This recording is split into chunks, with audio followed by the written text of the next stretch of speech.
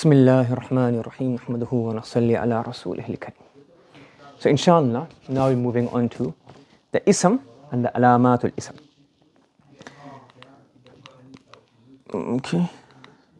So if you go back over, we have Al-Kubra and you have the Muqaddimah. In Muqaddimah, we discuss Kalima. We're going to have ism, fa'il and harf. Then we have the Jumla, Shibhul Jumla, Kalam, and the Amil, Ma'mul and I'rab. And then we discuss the other abwab here. So we're here in the book, we're discussing ism and alamatul ism. Al-Qism al-Awwal al-Ism, the first type of word. We have discussed kalima last time, now we're discussing a word. وَهُوَ مَا دَلَّ عَلَى مَعْنًا فِي نَفْسِهِ غَيْرِ مُقْتَرِنٍ بِزَمَانٍ. Because we've already covered wusta before, so those texts which have already been covered in wusta, we're not going to delve into those too much. So it shows a meaning, and the meaning is independent of time. There's no time in this aspect. The next thing now is alamatul ism. Now, an ism is majroor. Yeah, so one of the alama of an ism is it becomes majroor. For example, Bismillahi. So Bismillah, ba'az harfun jar, and the ism is majroor. So being majroor, lafzul jalal is also majroor. So now we say here this is a sign that these are ism. Then we have alif lam ta'rif. So for example, Ar-Rahman, Ar-Rahim. So if alif lam ta'arif, there's also a sign that this word is an ism. Acha. One thing you have to remember, one point here is, in some books it says here, alamatul ism al-jar. Yes? So when it says al-jar, it doesn't mean harfun jar enters onto it. But it actually means that it becomes in a state of majroor. Because it is possible, I think it's coming up later on. It is possible, it's coming up later on, we'll discuss it later on inshallah. Now, one faida here is, in the lugha that we speak, the Quran, the lugha of the Quraysh, the lugha of the Quran, the lugha of the Hadith, and majority of the Ash'ar, we say alif lam makes the word ma'rifah. But there's one tribe that in their lugha, instead of alif lam, they have alif mim. Instead of is like the hamz istifham So is a harfu ta'rif in the al-ba'd. For example, we have here, laysa minam, not minam barrin, minam birrin amsi. I can't read it properly. Laysa minam birri minim siyamun fim safari. Meaning what? Instead of alif lam, they have alif mim. So it's really laysa minal birri siyamu fis safari. But for them, the alif lam, the particle of ta'rif is not alif lam, it's alif mim.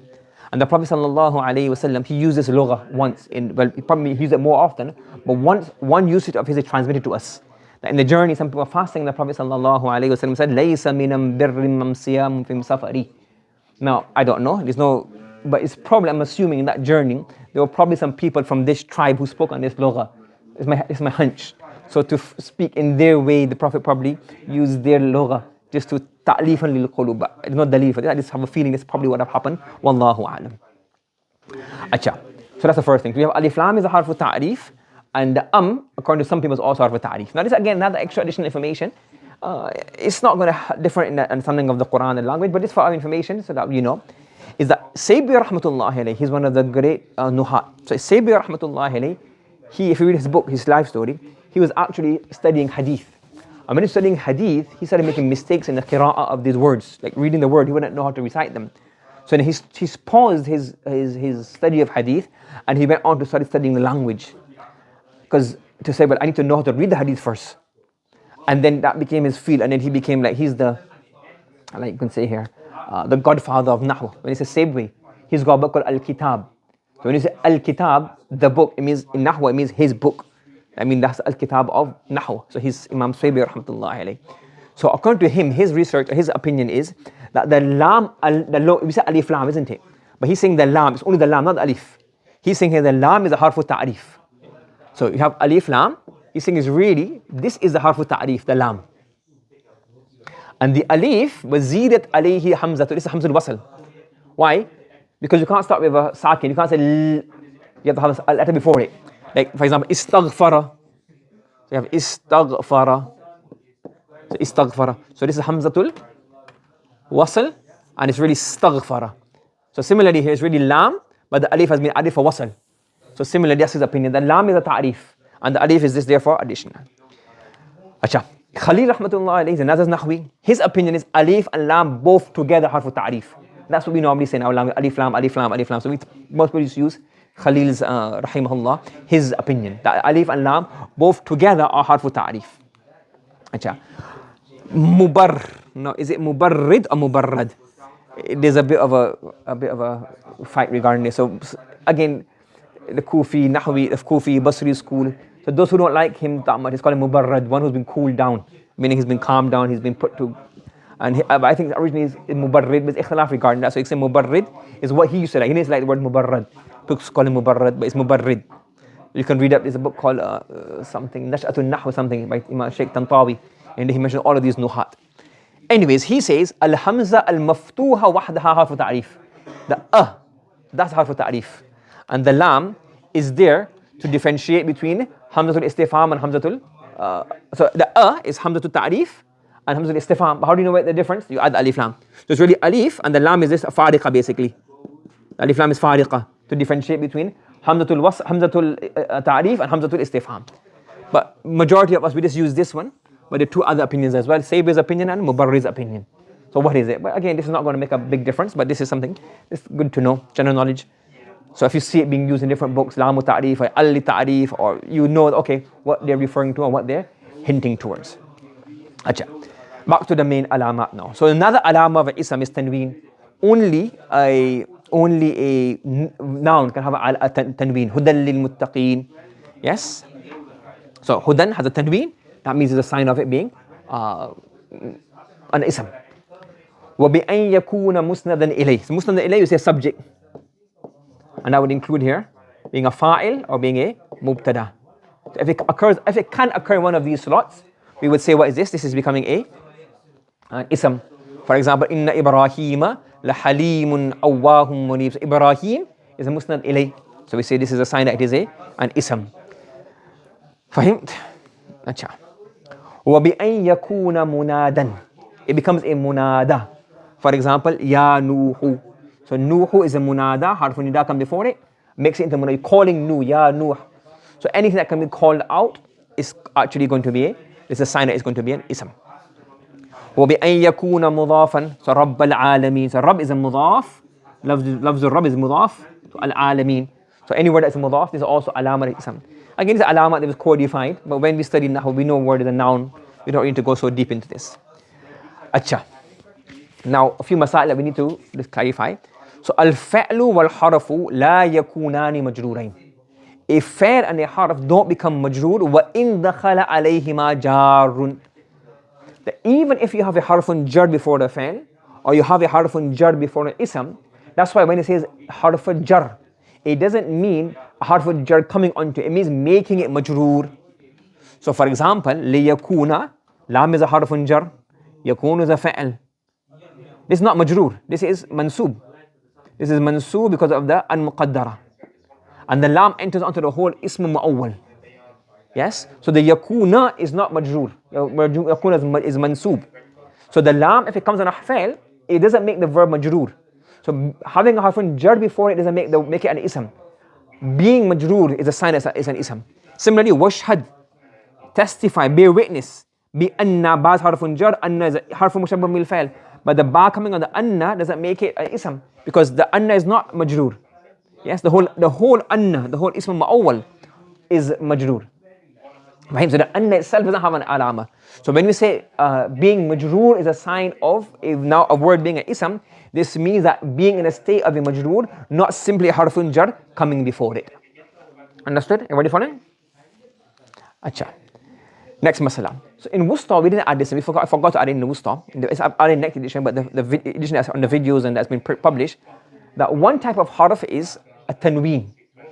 Now, there are different types of tanween. So a tanween is really a noon. Yes, so kitabun is really kitabun. And then you write it as a kitabun. So a tanween is a sign of an ism. However, you have a tanween tarannum. Tarannum means basically sound, not aesthetics, but like a vocal. Like you have like a shi'r, a poem. Now what do you want to do? You want to make that poem rhyme. So what they would do, they would add a tanween sometimes onto a verb, onto a harf, just to make it match the patterns above. In poetry, there's a rule, يُغْتَفَرُ فِي الشِّعْرِ مَا لَا يُغْتَفَرُ فِي غَيْرِهِ. In poetry, they allow those things which are not usually allowed elsewhere. not usually, allowed elsewhere. So in poetry, for example, you can say, so for example, you have here, the poem that we'll study is Wal Itaban. Is it here? Yeah, for example here. And what is tanween? Tanween tarannum is a tanween which comes on the end of the lines of poetry. For example here, look. أَقِلِّ اللَّوْمَ آذِلَ وَالْإِتَابًا. So really, he's complaining to the woman who keeps criticizing him. So أَقِلِّ is فعل أمر, reduce. And reduce here means stop, make less, i.e. stop. Lawm, lamenting, stop criticizing. And this is ma'tuf alayh. Ma'tuf alayh, and this is ma'tuf to ya adhin. It's really adhilatu. Or one who criticizes, or criticizing woman. Aqillil lawma wal itaba. So it's really wal itaba, maf'ul, ma'tuf alayh, ma'tuf. So ism. So aqillil lawma wal itaba, ya adhilatu. So O adhila, O one who keeps criticizing and lamenting, stop your lawm and stop your itab. Because in the previous poem, there's a noon at the end. So they add this noon called tanween tarannu, itaban. So it has alif lam and a tanween. But that tanween is not there to show nakira, it is there to make the pattern fit. So in the books of Nahw, they mention this rule that when you have a tanween, it means not tanween tarannum. Because tanween tarannum can come from ism as well. But that's just there for pattern and sound and vocals. But the tanween that we mean, that is a sound that is an alama of an ism, is a tanween of normal tanween. And the type of tanween we'll discuss inshallah later in its place inshallah. But just remember that you can have this is very rare, but we're doing the Kubra, so masail, even though it's not that important, it's still here mentioned. So you know in your mind inshallah. That's it again. For him, and the next part of the next line of the poem is what? وَقُولِي in asabtu. If I get something right, in asabtu. If I get it right, say, لَقَدْ أَصَابًا. You have gotten it right. So this is asaban. This is also tanween at-tarannum. Next masla. We said being munada is alamat of a ism. Being munada. Not having harfun nida before it. Because why? قَدْ تَدْخُلُ أَحْرُفُ النِّدَاءِ عَلَى غَيْرِ الْمُنَادَى. You can have a harfun nida on places other than a ism. For example, layta is harfun mushabbahun bil fa'l. Harfun mushabbahun bil fa'l. There is what before it? Ya harfun nida. Harfun nida. But we're not calling out later. Later is not a person you say, oh, later, ya later. But the ya, like when we are sad and grieved, we say, Ya Allah, Ya Rahman. You want to stretch our voice. That's a natural human characteristic instinct. You say, oh my God. You stretch it out. So stretching a sound is a way of expressing feelings, karb, ham, gham. Yes, Ya Allah. So the later qawmi ya'lamun. I wish my people knew. So then we extend it, say, Ya later. It's even more later. The laterness, meaning the wishfulness and the desire is even more. So this ya is not calling anybody. This later is actually emphasizing the meaning of the later. So having a ya on later doesn't mean that later is an ism, because it's not munada. The ya is harfun nida, but it's not there for nida. It's there to show mazid min al-hammi wal-ghammi wal-karb. So ya layta qawmi ya'lam. Only if my people knew what awaits, what I have received from Allah subhanahu wa ta'ala.